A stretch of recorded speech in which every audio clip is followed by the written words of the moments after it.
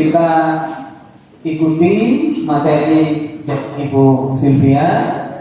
Mudah-mudahan mendapatkan hasil yang terbaik, menjadi perubahan dalam kita melangkah mendidik anak-anak bangsa ini. Terima kasih. Assalamualaikum warahmatullahi wabarakatuh. Assalamualaikum warahmatullahi wabarakatuh. Terima kasih Bapak Ibu atas kesediaannya untuk masih hadir di ruangan ini mengikuti kegiatan saya. Memang di sini ini merupakan tugas dari program CGP yang saya ikuti, yaitu melakukan pengimbasan terhadap apa yang telah kami pelajari dari modul seri pertama. Jadi mulai dari modul 11 sampai 14. Di sini saya tidak bermaksud untuk mengajari Bapak Ibu, jadi bukan bertugas menggurui. Kita hanya berbagi ilmu. Saya akan berbagi apa yang saya dapat selama saya mengikuti kegiatan CGP, dan tidak menutup kemungkinan ada saran atau tambahan dari Bapak Ibu yang bisa diberikan kepada saya sehingga bisa melengkapi tugas saya nantinya. Baiklah, tanpa panjang lebar lagi, di sini saya akan berbagi tentang apa itu budaya positif. Jadi di lingkungan sekolah itu sekarang diterapkan tentang adanya budaya positif. Kalau yang namanya budaya pasti adalah sesuatu yang memang kita lakukan secara terus-menerus, yang sudah menjadi kebiasaan. Dan kalau positif ya hal-hal yang baik artinya. Jadi di sini kita akan mulai menerapkan kebiasaan-kebiasaan baik dari diri kita, dari diri murid kita, sehingga terwujud sekolah yang berpihak kepada murid. Jadi inti pembelajaran saat ini adalah mewujudkan murid sekolah atau pendidikan yang berpihak kepada murid, sehingga murid itu mencapai yang disebut dengan profil pelajar Pancasila. Oke, yang pertama ada pertanyaan di sini. Apakah Bapak Ibu setuju bahwa yang pertama, hukuman dapat mendisiplinkan anak? Kemudian yang kedua, pemberian hukuman dengan hal positif seperti membaca atau membersihkan halaman sekolah dapat meningkatkan disiplin anak. Setuju, oke. Yang ketiga, memberi penghargaan dapat meningkatkan motivasi belajar anak. Setuju, oke. Dari 3 pernyataan ini tadi kita menyatakan setuju ya. Kita lanjut. Di sini yang akan kita bahas ada 6 bagian. Yang pertama adalah disiplin positif dan nilai-nilai kebajikan universal. Kemudian ada teori motivasi, hukuman, penghargaan, dan restitusi. Kemudian ada keyakinan kelas, kebutuhan dasar manusia, dan dunia berkualitas. Restitusi itu ada 5 posisi kontrol guru, dan restitusi itu yang dilakukan dalam bentuk yang disebut segitiga restitusi. Kita belajar mengenali karakter anak, belajar untuk menjadi orang yang bisa membantu murid dalam memecahkan masalah. Kita mulai dengan disiplin positif dan nilai-nilai kebajikan universal. Ada perubahan paradigma. Yang pertama, ada 2 orang, yaitu si A dan si B, mungkin ibu dan teman di sebelah ibu. Sobek secari kertas kecil, tuliskan benda atau sesuatu yang sangat berharga di dalam kertas tersebut. Letakkan di salah satu tangan Bapak Ibu. Genggam benda atau sesuatu tersebut dengan segala daya. Buatlah sebuah kepalan. Jadi kita menulis sesuatu yang berharga. Kita anggaplah kita sudah menulis sesuatu yang berharga yang menurut Bapak Ibu paling berharga dalam hidup. Itu dituliskan dalam kertas dan kertasnya kita genggam sekarang. Kemudian teman di sebelah kita itu akan mencoba dengan sekuat tenaga pula untuk agar Bapak Ibu mau membuka genggaman tadi. Mungkin dengan cara membujuk, merayu, menyuap, atau dengan marah-marah, pokoknya dengan segala cara.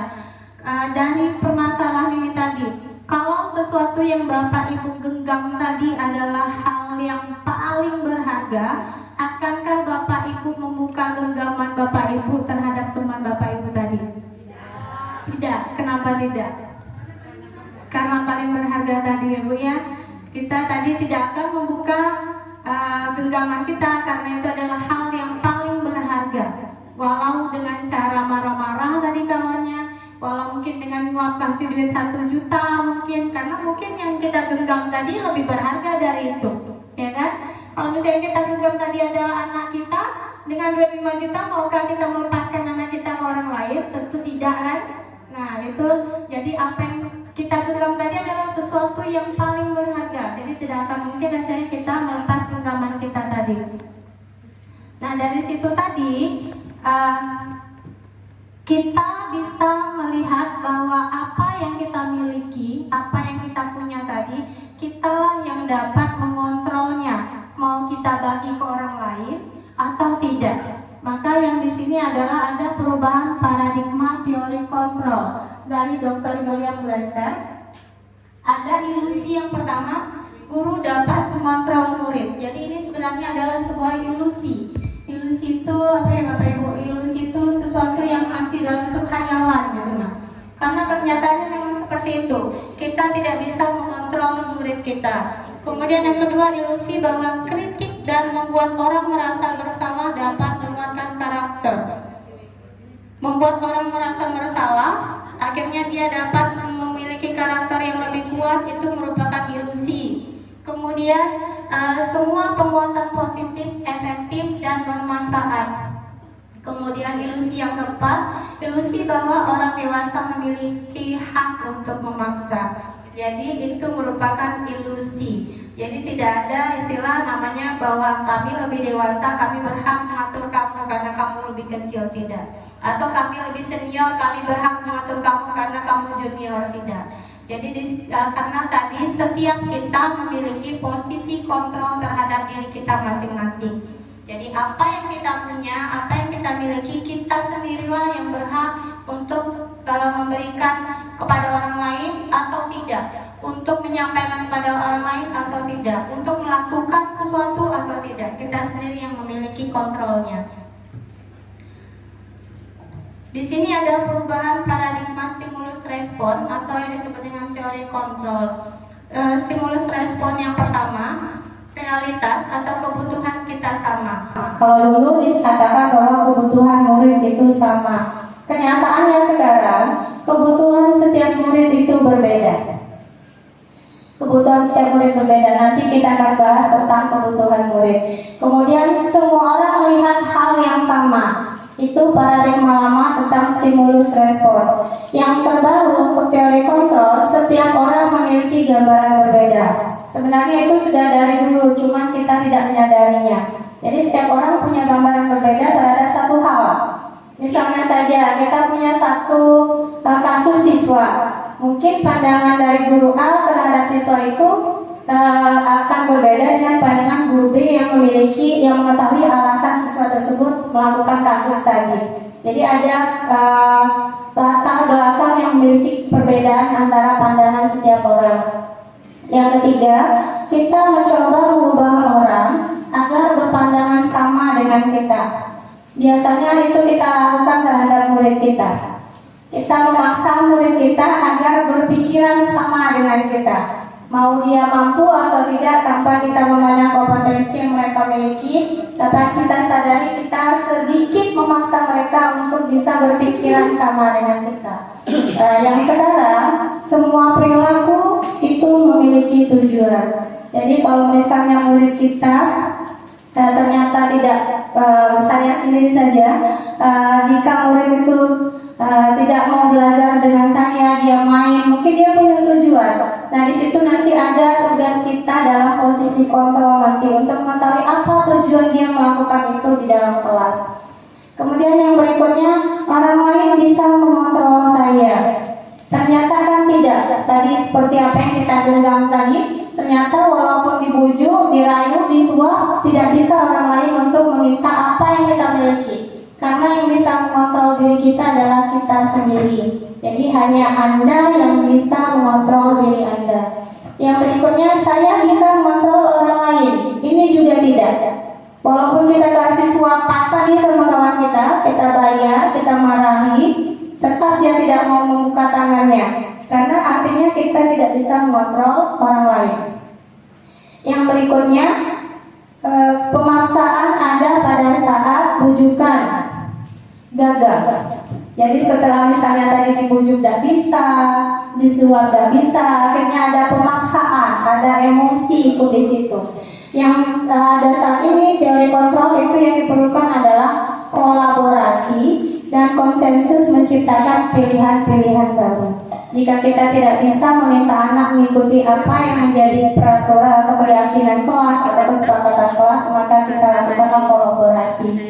Kita lakukan diskusi dengan mereka. Kemudian model berpikir menang kalah. Pada saat kita menghadapi siswa yang bermasalah, kita memanggil, kemudian kita memberi sanksi atau hukuman, anak itu melakukan, rasanya kita sudah merasa menang gitu, berhasil sudah. Seperti itu rasanya karena anak tadi sudah mengikuti apa yang kita minta. Saat ini tindakan atau sikap seperti itu tidak lagi disarankan. Jadi saat ini yang diminta adalah model berpikir menang-menang. Nah, bagaimana caranya untuk menang-menang? Nah, nanti kita belajar pada bagian restitusi. Kita lanjut Bapak Ibu, semoga tidak bosan dan tidak ngantuk. Kita lanjut untuk apakah makna disiplin. Jadi disiplin itu sebenarnya berasal dari bahasa Latin disiplina yang artinya belajar. Jadi ada pergeseran paradigma atau pergeseran arti yang selama ini kita lakukan. Selama ini yang kita ambil adalah konotasi bahwa disiplin diri dari murid-murid itu merupakan suatu tindakan kepatuhan, ya kan? Disiplinnya berarti adalah tindakan kepatuhan terhadap suatu peraturan, terhadap suatu keyakinan atau kesepakatan. Padahal sebenarnya disiplin itu sendiri artinya belajar. Jadi dalam disiplin dia belajar untuk melakukan sesuatu hal tanpa ada paksaan. Jadi dalam disiplin itu tidak ada paksaan. Disiplin membuat seseorang menggali potensinya menuju sebuah tujuan apa yang dia hargai. Kemudian menjadi sesuatu yang dilakukan seseorang pada orang lain. Jadi bukan untuk mendapatkan kepatuhan. Kecenderungan umum adalah menghubungkan kata disiplin dengan ketidaknyamanan. Karena rata-rata anak kita yang sering melanggar itu tadi, yang tidak mengikuti peraturan tadi, yang kita anggap tidak disiplin, dia terpaksa melakukan kedisiplinan yang kita minta tadi, pasti ada rasa ketidaknyamanan dalam hati mereka. Bukan dengan apa yang kita hargai atau pencapaian suatu tujuan. Jadi dia merasa terpaksa karena melakukan hal tadi dengan bentuk kepatuhan. Jadi disiplin itu dianggap kepatuhan. Kemudian disiplin itu apa sebenarnya? Disiplin itu adalah bagian dari nilai-nilai kebajikan universal, yaitu sifat-sifat positif manusia yang merupakan tujuan mulia yang ingin dicapai setiap individu. Nilai-nilai tersebut universal dan lintas bahasa, suku, agama maupun latar belakang perilaku itu memiliki tujuan. Dengan mengaitkan nilai-nilai kebajikan yang diyakini seseorang, maka motivasi intrinsipnya akan terbangun sehingga menggerakkan motivasi dari dalam untuk mencapai tujuan yang diinginkan. Jadi kita diminta untuk menumbuhkan nilai-nilai positif yang ada pada diri siswa. Jadi menumbuhkan nilai-nilai positif tadi dengan melakukan budaya positif. Budaya positif menciptakan disiplin positif. Jadi disiplin di sini bukan dalam bentuk aturan, tapi dalam bentuk siswanya belajar melakukan hal-hal yang positif. Nilai-nilai kebajikan yang ingin dicapai oleh setiap anak Indonesia yang kita kenal dengan profil pelajar Pancasila. Jadi ini sekarang yang ingin dicapai dalam pendidikan, yaitu mewujudkan profil pelajar Pancasila. Yang pertama adalah beriman, bertakwa kepada Tuhan Yang Maha Esa dan berakhlak mulia. Yang kedua berkebinekaan global, ya ini termasuk dalam berbudaya luhur dalam kebinekaan global ini.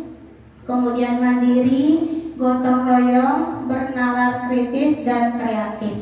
Jadi ada 6 aspek ini yang menjadi tujuan pendidikan sekarang, yaitu kurikulum merdeka. Kemudian ada teori motivasi, hukuman, dan penghargaan serta restitusi. Ini teori motivasi perilaku manusia. Ada 3 motivasi yang menyebabkan manusia itu melakukan suatu tindakan atau perilaku. Yang pertama, untuk menghindari ketidaknyamanan atau hukuman. Biasanya ini dilakukan oleh orang yang merasa tidak sesuai dengan apa yang menjadi peraturan atau kesepakatan dalam suatu lingkungan. Yang kedua, untuk mendapatkan imbalan dari orang lain. Ini tadi yang bisa dalam bentuk penghargaan. Yang ketiga, untuk menghargai diri sendiri.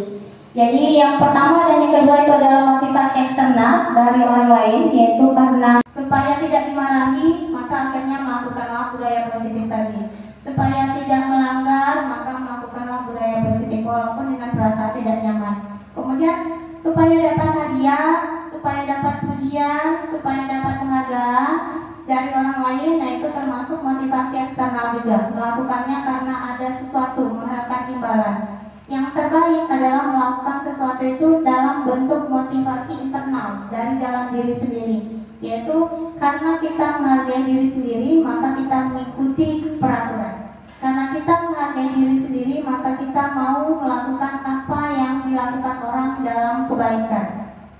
Karena kita menghargai diri sendiri, bukan karena ketakutan tadi, bukan karena tidak nyaman tadi, bukan karena imbalan. Jadi karena kita menghargai diri kita sendiri, kita bisa melakukan apa yang dilakukan orang lain dalam kebaikan. Menurut Ki Hajar Dewantara, merdeka itu artinya tidak hanya terlepas dari perintah, akan tetapi juga cakap buat memerintah diri sendiri. Tadi kita sudah bahas di awal tentang teori kontrol tadi, bahwa kitalah yang memerintah diri kita sendiri. Kita mau ikut atau tidak? Kita mau sukses atau tidak? Kita mau berubah menjadi baik atau tidak? Kita sendirilah yang mengontrol diri kita. Apakah kita mau melakukan perubahan ke arah yang baik atau tidak? Karena kita adalah manusia merdeka tadi. Kita tidak diperintah oleh orang lain. Kita memerintah diri kita sendiri. Nah, dari tindakan yang ketidaknyamanan tadi ada bentuk pelanggaran, ada muncul yang disebut dengan restitusi. Restitusi adalah proses menciptakan kondisi bagi murid untuk memperbaiki kesalahan mereka, sehingga mereka bisa kembali pada kelompok mereka dengan karakter yang lebih kuat. Jadi restitusi juga merupakan proses kolaboratif yang mengajarkan murid untuk mencari solusi untuk masalah mereka, membantu murid berpikir tentang orang seperti apa yang mereka inginkan, mereka ingin menjadi seperti apa, dan bagaimana mereka harus memperlakukan orang lain. Jadi kapan kita lakukan restitusi ini? Saat murid kita melakukan suatu kesalahan, saat murid kita melakukan suatu tindakan yang membuat masalah, maka tindakan inilah yang diharapkan untuk kita lakukan, yaitu tindakan restitusi. Ada 9 ciri restitusi. Yang pertama, bukan untuk menebus kesalahan, namun untuk belajar dari kesalahan. Jadi bukan dia melakukan restitusi dengan kita bukan sebagai pengganti atas kesalahan yang dia buat, tapi belajar dari kesalahan yang telah dia buat. Yang kedua, untuk memperbaiki hubungan. Yang ketiga, dalam restitusi itu adalah tawaran, bukan paksaan. Jadi kita guru di sini berdialog dengan murid kita yang tadi bermasalah, kita memberikan penawaran, kita memberikan jalan penyelesaian tanpa paksaan.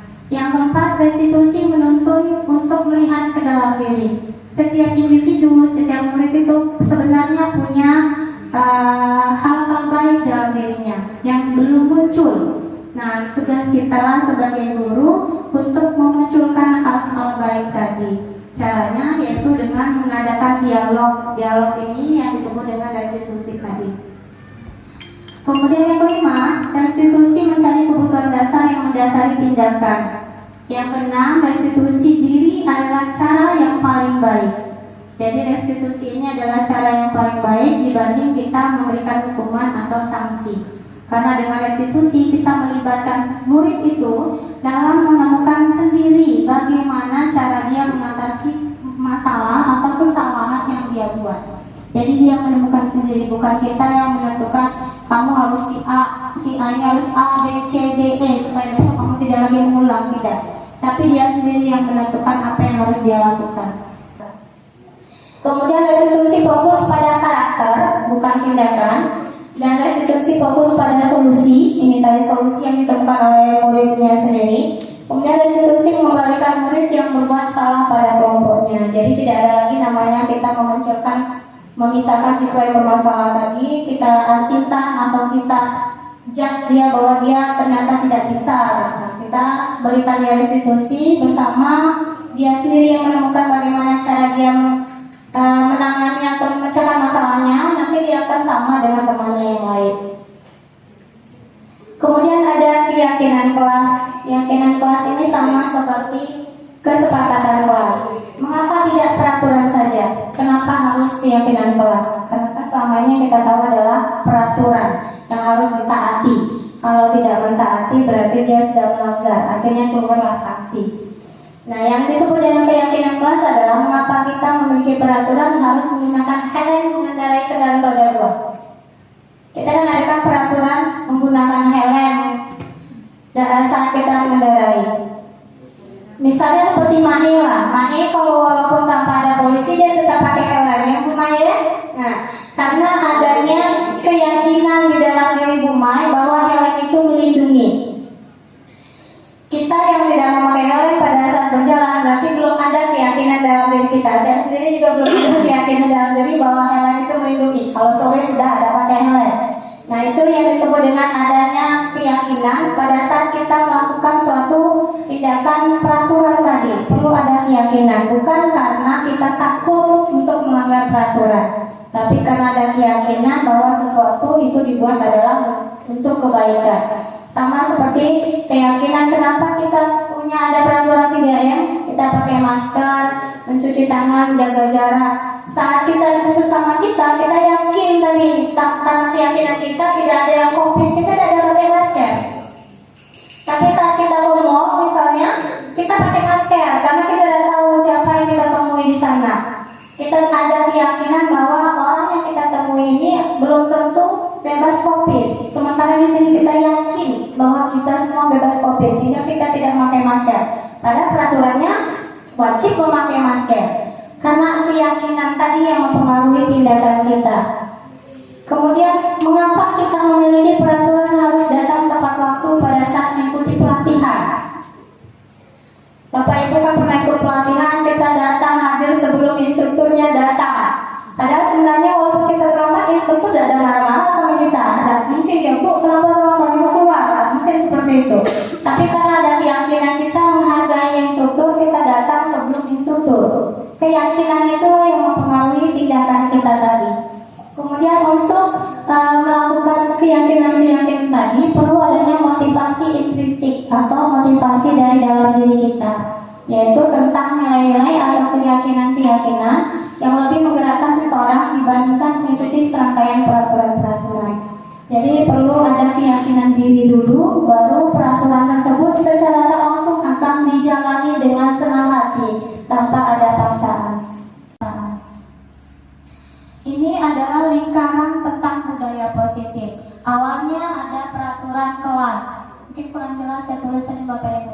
Jadi dimulai dari peraturan kelas. Peraturan kelas ini ada misalnya peraturan kelas kita A, tidak boleh terlambat, B, dilarang mencontek misalnya.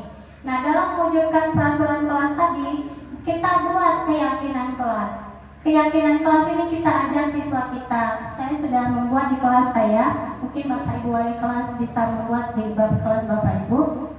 Untuk keyakinan kelas ini kita ajak siswa kita. Apa yang harus kita lakukan supaya kelas kita menjadi kelas yang nyaman, kelas yang aman untuk kita belajar. Misalnya nih sering ada yang ngejek-ngejek. Nah, mungkin bisa anak membuat saling menghargai. Atau pada saat seperti kemarin saya kenapa muncul keyakinan kelas itu pada saat latihan upacara, ternyata ada yang tidak datang dengan alasan berbagai macam ragam. Karena pada saat itu alasannya itu berubah-ubah.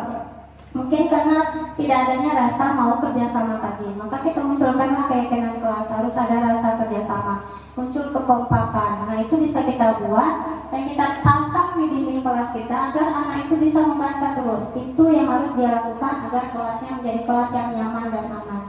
Dari keyakinan kelas, kalau setiap siswa murid di dalam kelas itu sudah melakukan yang disebut dengan keyakinan kelas, akan muncul di lingkungan positif. Karena artinya dengan keyakinan kelas, peraturan sudah dijalani seluruhnya, maka lingkungan akan menjadi lingkungan yang positif. Tidak ada lagi yang melakukan kesalahan, tidak ada lagi yang saling menjatuhkan, tidak ada lagi yang saling tidak menghargai. Dari lingkungan positif muncullah budaya positif tadi, kebiasaan-kebiasaan baik. Ini perbedaan antara peraturan dengan keyakinan kelas. Peraturan kalimatnya adalah selalu kembalikan buku ke tempatnya. Peraturannya itu selalu kembalikan buku ke tempatnya. Keyakinan kelasnya adalah tanggung jawab. Jadi cukup kita sebutkan tanggung jawab. Jadi pada saat dia meminjam apapun, walaupun bukan buku, dia akan mengembalikan ke tempatnya karena ada keyakinan bahwa dia harus bertanggung jawab. Kemudian ada dilarang mengganggu orang lain. Bentuk peraturannya, keyakinan kelasnya menghormati orang lain. Hadir di sekolah 15 menit sebelum pembelajaran dimulai. Peraturannya, keyakinan kelasnya menghormati orang lain, berkomitmen. Mungkin dengan dia tidak hadir, temannya pun bisa belajar. Mungkin dengan dia terlambat pada saat guru menjelaskan, jadi terganggu pembelajaran temannya. Berarti dia tidak menghormati orang lain. Kemudian dilarang melakukan kekerasan, bentuk peraturannya. Keyakinan kelasnya keselamatan, menghormati orang lain. Kemudian dilarang menggunakan narkoba, itu peraturannya. Bentuk keyakinannya kesehatan. Pada saat keyakinan kita tentang kesehatan, tidak cukup hanya kita menghindari narkoba. Siswa, murid ya Bapak Ibu, sekarang istilahnya bukan siswa. Jadi murid itu tidak hanya cukup menghindari narkoba, dia akan menghindari rokok juga karena sudah mengganggu kesehatan, menghindari begadang, menghindari untuk makan yang tidak sehat, itu termasuk dalam mewujudkan keyakinan kelasnya tentang kesehatan. Kemudian bergantian atau menunggu giliran. Ini untuk antrian. Nah, ini yang menurut pembicaraan kami kemarin, bahwa untuk menunggu antrian atau giliran ini yang sudah sangat tergerus dalam budaya masyarakat Indonesia. Karena adanya penurunan keyakinan tentang menghormati orang lain. Sehingga saat antri itu kadang kita melupakan bahwa ada namanya budaya antri, kita ingin duluan gitu tanpa mempedulikan budaya antri.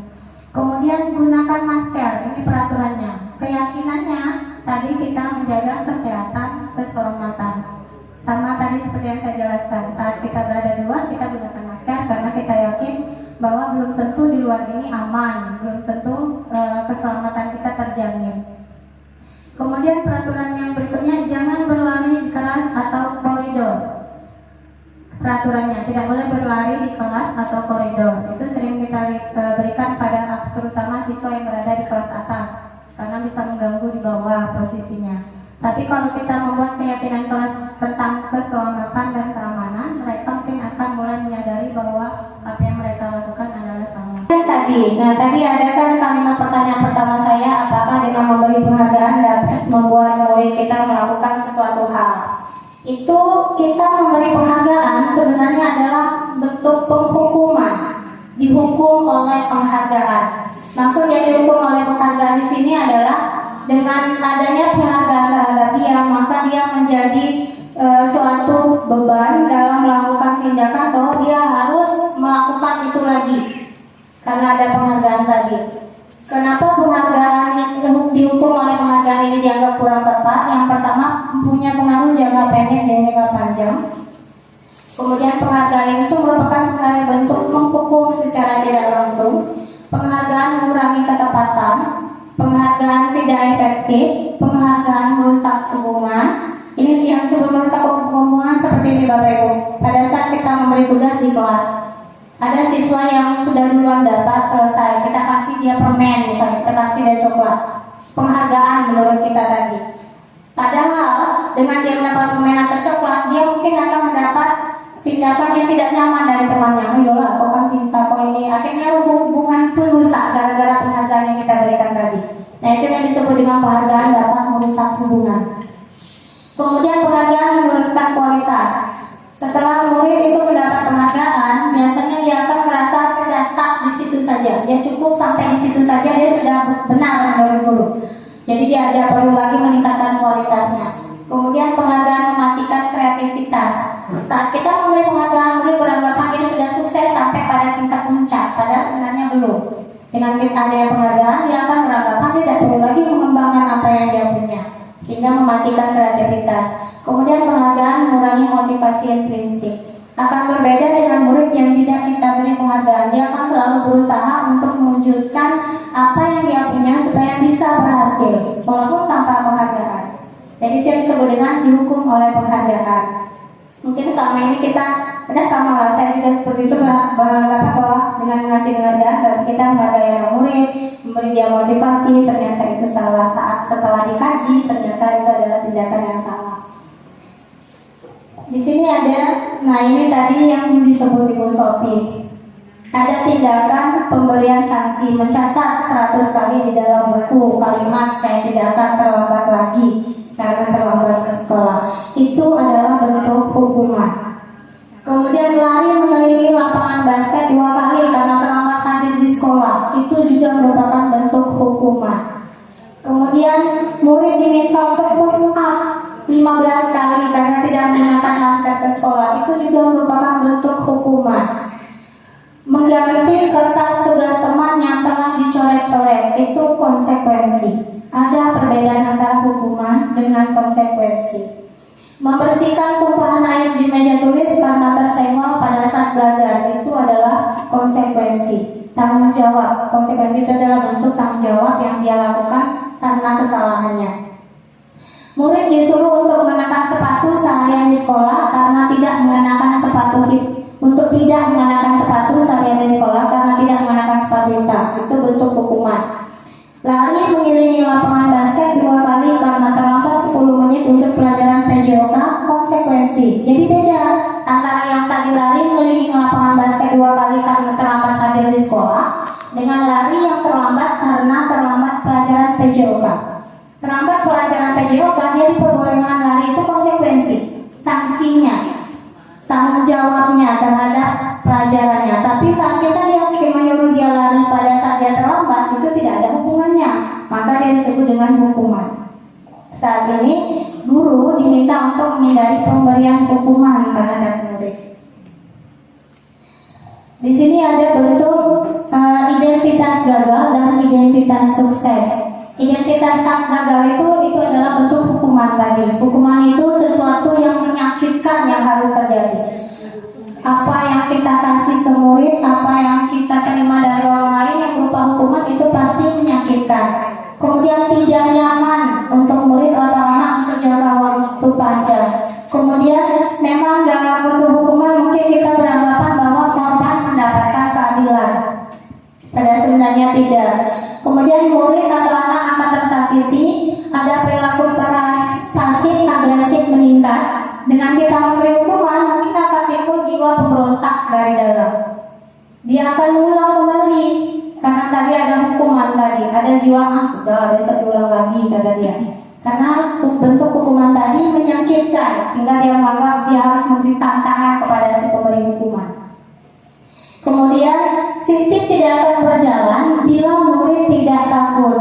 Kemudian, nah itu tadi, kenapa setiap Senin kata Bu Reja, nah itu ternyata itu lagi yang ternyata bermasalah di upacara. Karena dia tidak takut.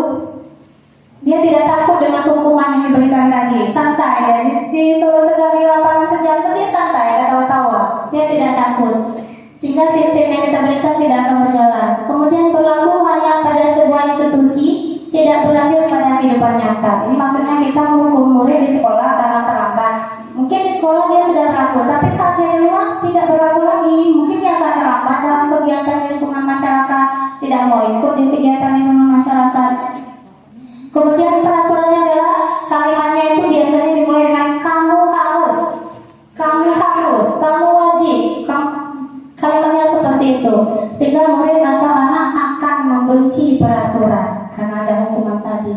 Nah, ada yang disebut dengan identitas sukses. Identitas sukses ini terbagi atas dua, disiplin dalam bentuk konsekuensi dan disiplin dalam bentuk restitusi. Dalam bentuk konsekuensi tadi adalah sanksi yang diberikan, sesuatu harus terjadi tidak nyaman bagi murid tapi dalam jangka waktu pendek. Misalnya tadi pada saat terlambat jam olahraga, dia harus lari keliling lapangan karena jam olahraga tidak nyaman, ya saat itu saja dia tidak sampai, ya sudah jam olahraga lari gitu kan, hanya jangka waktu pendek. Kemudian penguatan hanya bertahan dalam jangka waktu pendek dan memerlukan monitoring dan supervisi terus-menerus dari guru. Jadi saat kita memberi sanksi, kita harus ada di situ untuk memonitornya, untuk mensupervisinya apakah konsekuensi kita berjalan atau tidak, tepat atau tidak. Kemudian ada membantu penerapan mengikuti peraturan dalam masyarakat. Kemudian kalimatnya, apa peraturannya? Kita tanyakan kepada anak, bukannya kamu harus tadi kalimatnya, tapi kamu tahu tidak peraturan kita apa? Jadi mulai dari bertanya tentang peraturan, mampu tidak kamu melaksanakannya? Kalau memang dia menjawab mampu, terima kasih, besok silakan melakukan sesuai peraturan. Sehingga murid atau anak akan menghormati peraturan. Yang ketiga, bentuk yang paling baik yaitu bentuk disiplin restitusi. Jadi restitusi merupakan pilihan menguatkan murid dalam jangka waktu panjang. Kemudian korban atau apapun yang dalam bentuk kesalahan tadi mendapatkan gantinya, mendapatkan penguatan, masalah terpecahkan, murid belajar bertanggung jawab untuk perilakunya sendiri, fokus pada pemecahan masalah dalam jangka waktu panjang. Jadi dimulai dengan dialog antara guru dengan murid, apa yang kamu yakini? Sama seperti kita yakin tadi bahwa helm itu melindungi kepala kita, murid juga kita tanya, apa yang dia yakini tentang sekolah? Apa yang bisa kamu lakukan untuk memperbaiki masalah? Jadi perlu ada diskusi antara kita sama murid untuk memahami kenapa dia terus melakukan kesalahan itu. Kemudian dengan adanya hal tindakan seperti ini, murid itu akan mulai menghormati dirinya sendiri dan orang lain. Itu bentuk disiplin restitusi dalam nilai positif. Memang sulit untuk menerapkannya, memang sepertinya klise, itu cuma teori, kenyataannya susah kita menerapkan, tapi mungkin bisa kita mulai mencoba. Tak ada salahnya mulai mencoba, bersama-sama kita mulai mencoba. Jika ternyata bisa berhasil, kita lanjutkan. Kalau memang tidak berhasil dengan siswa kita, ya sudah. Ini kan adalah bentuk tindakan yang dianjurkan oleh pemerintah untuk diterapkan dalam mewujudkan murid berprofil belajar Pancasila tadi tanpa ada hukuman. Kita lanjut. Kenapa murid melakukan kesalahan? Kenapa murid melanggar peraturan? Karena mungkin ada kebutuhan dasar manusia yang mereka miliki yang belum terpenuhi. Ada kebutuhan dasarnya yang belum terpenuhi. Kebutuhan dasar manusia itu ada 5, Bapak Ibu. Yang pertama, kasih sayang dan rasa diterima. Yang kedua, kebutuhan akan penguasaan. Yang ketiga, kebutuhan akan kesenangan. Yang keempat, kebutuhan akan kebebasan. Dan yang kelima, kebutuhan untuk bertahan hidup. Murid kita itu kenapa melakukan kesalahan, melakukan suatu masalah terhadap orang lain, disebabkan mungkin ada salah satu kebutuhan dasarnya yang belum terpenuhi, sehingga masalah itu muncul. Nah, di sini saya akan memberikan angket pada Bapak Ibu. Saya minta tolong ke Bapak Ibu isi angketnya.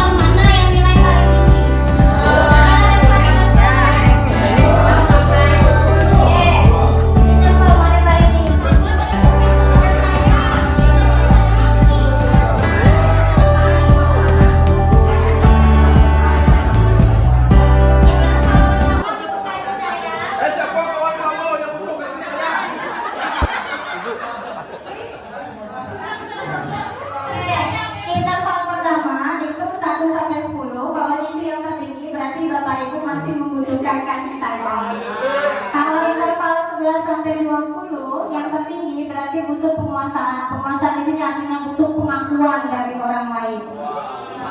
Kemudian yang 21 sampai 30, Bapak Ibu membutuhkan kebebasan. Berarti selama ini merasa tertekan. Yang terakhir interval 31 sampai 40, Bapak Ibu membutuhkan kesenangan. Berarti selama ini agak kurang bahagia. Itu kita menceklis kebutuhan hidup kita. Kita belum masuk ke kebutuhan bertahan hidup. Jadi ada semua tadi kan satunya kebutuhan bertahan hidup. Ini juga yang merupakan kebutuhan murid-murid kita. Jadi murid-murid kita itu juga membutuhkan kasih sayang, membutuhkan penguasaan atau pengakuan, membutuhkan kebebasan kesenangan. Ibu Sofi? Butuh kesenangan ya Bu, berarti selamanya agak kurang bahagia.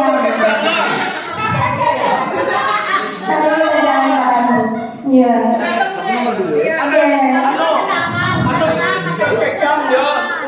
Butuh kuasai ya Bu. Jadi itu kebutuhan kita. Dan bagaimana kebutuhan anak murid kita yang satu kelas itu 30 orang? Kalau kita mau memenuhi kebutuhan murid kita, karena tugas pendidik sekarang adalah memenuhi kebutuhan muridnya. Itu judul awalnya. Saat kita harus memenuhi kebutuhan murid ini, maka kita harus menerapkan yang namanya pembelajaran berdiferensiasi, yaitu pembelajaran yang menyesuaikan dengan kebutuhan murid. Ternyata banyak yang membutuhkan kasih sayang ya, daripada yang membutuhkan kesenangan. Yang di belakangnya berapa? Kebebasan berarti merasa tertekan dan selama diri. Yang kasih saya tunjuk sana. Ya, yang membutuhkan kasih sayang sore ini diajak Pak Bo ke jalan-jalan. Pak Bo sering japri soalnya dia kasih sayang. Iya Bu, tapi ya Bu, butuh kesenangan di jalan-jalan. Nanti ada dulu aja Ayah Uci jalan-jalan. Oke, kita masuk sekarang posisi kontrol guru. Nah ini tadi bagaimana tindakan kita terhadap para murid. Mari kita simak video berikut Bapak Ibu. Kenapa kami dua ngaruhnya kebebasan kesenangan? Sama ya skornya. Betul kan yang bebas itu jujur. Ini memang anunya ya, memang instingnya yang Jujur ya.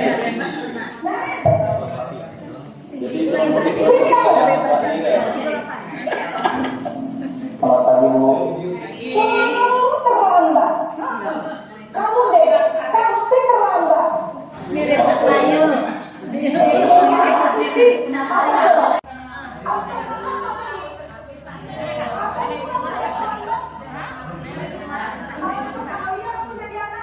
Saya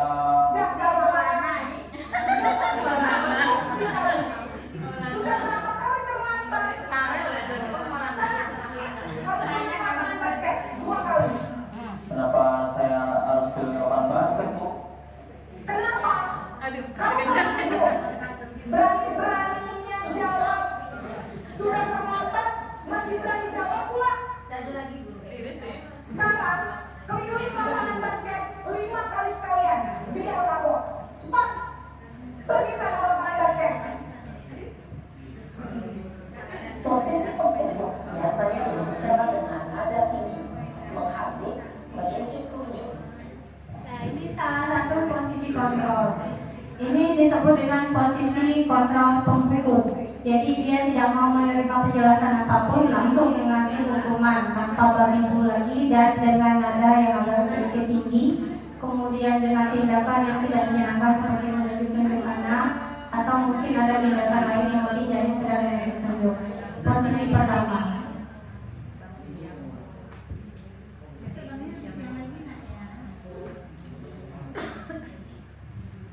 Ini posisi yang kedua Bapak Ibu. Naren,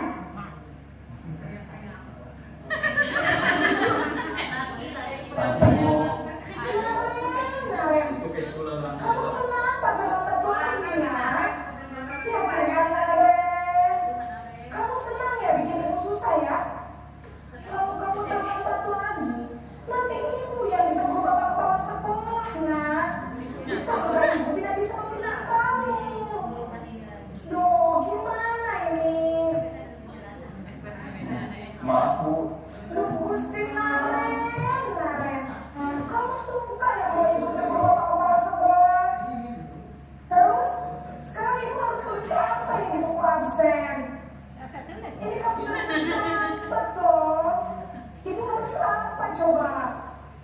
Bu, maaf sekali. Ya sudah, lain kali jangan bikin ibu susah lagi ya nak ya. Ibu tidak akan kuat lagi kalau kamu begini terus. Bisa jantungan kalau ibu tegur bapak kepala sekolah. Sabar cepat, kelas. Maaf, maaf sekali. Bapak Ibu, ini adalah posisi kontrol yang kedua, yaitu posisi pemberi rasa bersalah. Dari kalimat-kalimat gurunya, dia membuat anak itu merasa bersalah karena gara-gara dia nanti ibu gurunya yang kena marah. Sebenarnya pemberi rasa bersalah ini nanti akan menyebabkan anak semakin down, semakin tidak merasa nyaman untuk hadir ke sekolah. Yang ketiga, Nangis kali ini ibunya. Nangis kali ini ibunya. segitu nih ya, dengan anak juga nangis seperti apa? Anaknya jadi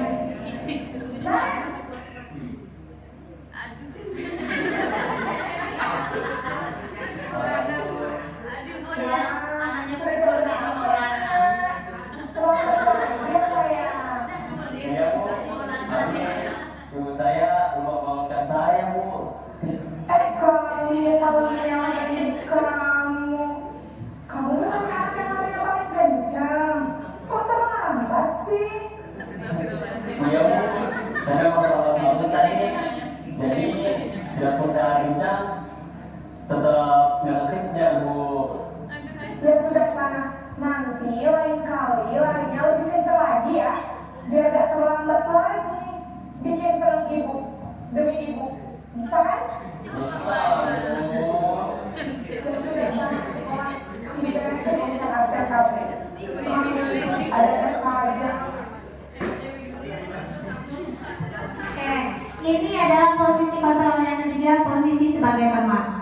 Saat kita dekat dengan murid, saat itu murid merasa dia tidak perlu merasa takut melakukan kesalahan. Sudah gampang, ibu ini dekat, aku sering ketemu ibu ini, aku sering kayak gini sama ibu ini. Akhirnya dia merasa tindakan yang dia lakukan itu merupakan suatu hal yang paling dia takuti. Dampaknya apa? Murid itu memang dia patuh, tapi hanya pada ibu itu saja, hanya pada guru yang dia anggap sebagai teman tadi. Pada guru lain dia tidak patuh. Jadi posisi kontrol yang ketiga ini akan berdampak terhadap murid ini pada guru lain. Oke, pada guru itu dia dampaknya bagus. Saat ketemu guru yang sebagai temannya tadi, dia patuh, hormat, mengerjakan tugas, karena tadi ada kedekatan hubungan. Tapi saat bertemu dengan guru lain yang tidak dia anggap sebagai temannya, maka tindakan untuk melanggar peraturan, menyalahi kesepakatan, keyakinan itu akan tumbuh.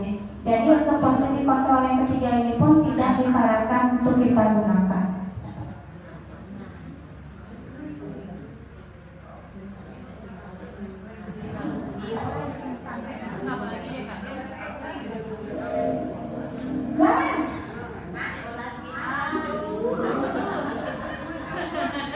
Sama Bu. Naren, apa peraturan sekolah kita tentang jam berapa kita harus masuk sekolah? Kita harus di sekolah jam 7 Bu. Iya betul, sekarang sudah jam 7.20. Naren sudah tahu konsekuensinya jika terlambat hadir. Paham Bu, saya harus tinggal kelas pas jam istirahat selama 20 menit. Iya benar, konsekuensinya demikian. Jadi nanti jam 9.30 pas istirahat, kamu harus tinggal di kelas, kerjakan tugas tambahan untuk ketertinggalan kamu, ya? Baik Bu. Itu adalah posisi kontrol sebagai pemantau. Jadi posisi kontrol sebagai pemantau, guru di sini memberikan sanksi kepada muridnya, tapi ada tindakan yang harus dilakukan pada saat memberikan sanksi. Guru harus hadir di situ pada saat memberikan sanksi. Ada tindakan memantau, ada tindakan untuk melihat apakah anak melakukan sanksi atau tidak. Jadi posisi pemantau ini berbeda dengan posisi menghukum. Kalau penghukum tadi tidak menanyakan lagi alasan kenapa dia melakukan kesalahan, tapi langsung memberikan sanksi. Tapi pada posisi pemantau, dia mengaitkan dengan peraturan dulu, mengingatkan anak akan peraturan, kemudian diberi sanksi. Ada posisi yang lebih baik lagi, yang kelima.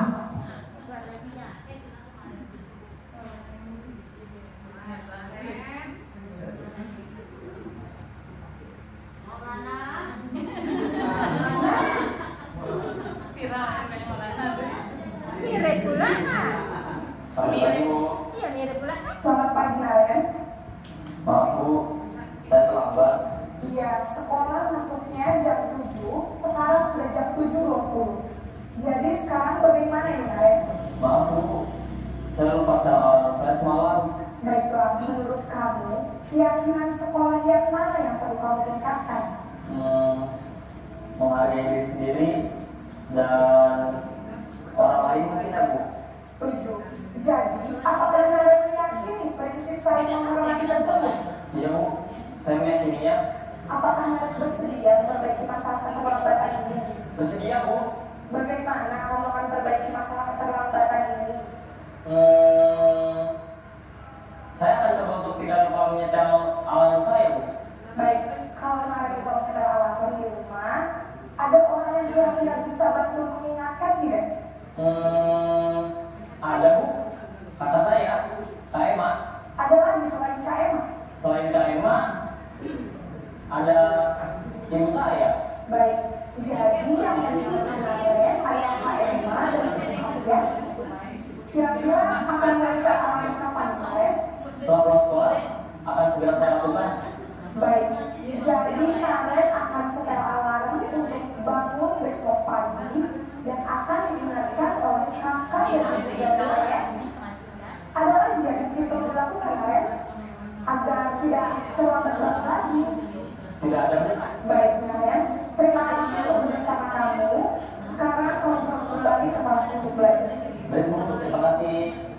Oke, Bapak Ibu, itu adalah posisi kontrol yang kelima, yaitu posisi kontrol sebagai manajer. Jadi sekarang guru itu diminta juga menjadi seorang manajer. Karena kita manajer di sini, kita bisa mengontrol bagaimana posisi, bagaimana anak melakukan pemecahan masalah. Jadi kita membantu dia memecahkan masalah, bukan kita yang menemukan pemecahan masalahnya, tapi dia sendiri. Ada bentuk di sini untuk posisi kontrol. Contohnya pada saat penghukum, guru itu berbuat hadir, menunjuk-nunjuk, menyakiti, menyindir. Yang diminta adalah untuk posisi manajer, guru berbuat mengajukan pertanyaan-pertanyaan. Jadi bentuk diskusi di sinilah yang disebut dengan restitusi. Ini adalah tindakan restitusi. Jadi mulai dengan mengajukan pertanyaan-pertanyaan, kemudian mengaitkan dengan keyakinan apa yang dia pahami atau dia yakini, kemudian kita menguatkan pribadinya, apakah dia bisa melakukan keyakinan kelas itu, kemudian meletakkan dirinya sebagai individu yang positif dalam dunia berkualitas, artinya dalam lingkungan sekolah yang baik, kemudian bagaimana caranya dia bisa memperbaiki keadaan dan mengevaluasi diri. Jadi tindakan dialog inilah yang dilakukan seorang guru terhadap murid, itulah yang disebut dengan tindakan restitusi. Jadi ada mencari pemecahan masalah, kita hanya membimbing dia dalam melakukan pemecahan masalahnya. Bagaimana cara dia mengatasi pemecahan masalahnya, bukan kita yang menemukan, tapi dia menemukan sendiri, sehingga dia ingat untuk melakukan itu agar tidak melakukan kesalahan berikutnya. Ini ada pertanyaan-pertanyaan berikut. Saya kecewa sekali dengan kamu. Ini adalah bentuk kalimat pembuat rasa bersalah. Tanpa kita sadari, mungkin kita pernah menyatakan itu pada murid kita. Nah, kamu ini kecewa, kamu terlambat terus. Nah, kita pernah kita menyatakan itu, berarti kita ada pada posisi kontrol pembuat rasa bersalah. Ada kalimat kamu tidak pernah benar melakukannya, atau kamu selalu seperti ini, kamu selalu seperti ini. Maka kita adalah sebagai penghukum. Kemudian ada kalimat ayolah, lakukanlah demi ibu, ya Naya. Nah, karena itu sering kita lakukan di kelas kita sendiri karena kita wali kelas. Ya Naya, jangan lagi terlambat, biar kelas kita bagus demi ibu ya Naya. Nah, kita sering seperti itu. Padahal itu posisi kita adalah kita memposisikan diri kita sebagai teman dengan anak murid kita. Kemudian apakah kamu mendapatkan stiker bintang hari ini? Itu pada posisi pemantau. Yang terbaik adalah bagaimana kau bisa menyelesaikan masalah ini. Itu adalah posisi manajer. Jadi kita di sini memanage anak, tidak dalam memberikan langsung bantuan, tapi kita memberikan menggali siswa murid kita dalam menemukan pemecahan masalah. Ada bergerak antara peraturan, pemantau, konsekuensi atau hadiah menjadi nilai-nilai manajer dan memperbaiki. Jadi diawali dengan peraturan tadi, kemudian ada kegiatan memantau. Dari kegiatan memantau muncul konsekuensi atau sanksi atau berupa hadiah. Itu adalah merupakan gerakan menuju tindakan seorang manajer. Ini yang disebut dengan segitiga restitusi yang dilakukan pada posisi manajer. Langkah pertamanya adalah validasi kebutuhan, mensadarkan identitas. Jadi kita boleh membenarkan anak murid kita sadar melakukan kesalahan. Misalnya dia bilang tadi lupa menghidupkan alarm. Manusiawi jika kita lupa, kita menstabilkan dulu. Jadi tidak membuat dia langsung merasa bersalah, tidak. Manusiawi jika dia lupa, menstabilkan identitas. Kemudian setelah dia merasa dia tidak merasa tertekan, baru kita tanyakan kira-kira keyakinan apa, peraturan apa, kesepakatan apa yang sudah dia langgar. Kemudian baru tindakan berikutnya adalah validasi kebutuhan. Apa yang harus dia lakukan agar tindakan tersebut tidak lagi dilakukan. Ini bentuknya Bapak Ibu, menstabilkan identitas. Tidak ada manusia yang sempurna, bisa kita sampaikan kepada anak murid kita pada saat dia melakukan kesalahan. Atau ya, ibu tidak mencari pembenaran siapa yang salah atau siapa yang membuat permasalahan ini. Ibu tidak menyalahkan siapapun. Nah, itu merupakan bentuk penstabilan identitas. Kemudian untuk validasi kebutuhan, kita bisa berkata, kamu mungkin bisa melakukan yang lebih buruk lagi, tapi tidak kamu lakukan. Nah, itu sudah bentuk validasi kebutuhan. Kenapa kamu tidak melakukannya? Maukah kamu belajar cara yang lebih baik? Maukah kamu melakukan yang lebih baik? Itu validasi kebutuhan. Kemudian keyakinan yang terakhir menanyakan keyakinan. Kamu ingin jadi murid yang seperti apa? Ingin jadi murid yang baik kah? Ingin jadi murid yang tidak baik kah? Ingin jadi murid yang patuh? Atau ingin jadi murid yang membangkang? Nah, itu mungkin bisa kita tanyakan. Tidak mungkin anak kita akan bilang, saya ingin jadi murid yang membangkang. Tidak akan mungkin. Jadi saat dia menyatakan saya ingin menjadi murid yang patuh, nah dari situlah kita mulai menggali bagaimana cara dia melakukan pemecahan masalahnya sendiri. Yang terakhir adalah refleksi yang akan kita bahas sekarang. Itu refleksi kegiatan kita setelah apa yang kita pelajari hari ini, apa perubahan yang akan kita lakukan. Mungkin bisa Ibu camkan dalam hati Bapak Ibu masing-masing. Kira-kira setelah apa yang kita pelajari, kita akan melakukan apa untuk perubahan yang lebih baik. Perasaan apa yang muncul setelah mengikuti sesi ini, mengikuti kegiatan sesi ini? Apakah setelah tadi mengetahui saya butuh kasih sayang di rumah, saya akan melakukan sesuatu, atau membutuhkan kebebasan sore ini mau jalan-jalan karena butuh kebebasan? Itu kemudian peran Amin seperti apa yang saya telah lakukan selama mengikuti kegiatan? Jadi selama kita duduk di sini 1 jam setengah ya Bapak Ibu, dari apa yang sudah saya sampaikan tentang budaya positif ini, saya harapkan dari apa yang sudah kita lakukan hari ini mungkin bisa membawa kita menjadi guru yang lebih baik, membawa kita menjadi guru yang lebih berpihak pada murid. Kita belajar mulai dari hal-hal yang kecil. Tidak harus langsung melakukan perubahan besar, tidak. Karena melakukan perubahan itu kan tidak seperti membalikkan telapak tangan, tidak langsung berubah, tidak. Kita belajar, sama-sama belajar. Saya pun belajar. Jadi dalam belajar ini kalau kita namanya belajar sama-sama, biasanya akan lebih sukses dibanding kalau kita belajar sendiri-sendiri. Terima kasih Bapak Ibu atas atensi perhatiannya, atas kerjasamanya dalam kegiatan ini. Jika ada kesalahan atau kekurangan dalam penyampaian saya mohon maaf. Jika ada yang menyinggung Bapak Ibu, saya mohon maaf. Saya sama sekali tidak bermaksud untuk menyinggung ataupun menyalahkan siapapun. Hanya ingin berbagi, menyampaikan sesuatu yang baik untuk perubahan kita, agar kita menjadi sekolah yang benar-benar menunjukkan murid berprofil belajar Pancasila.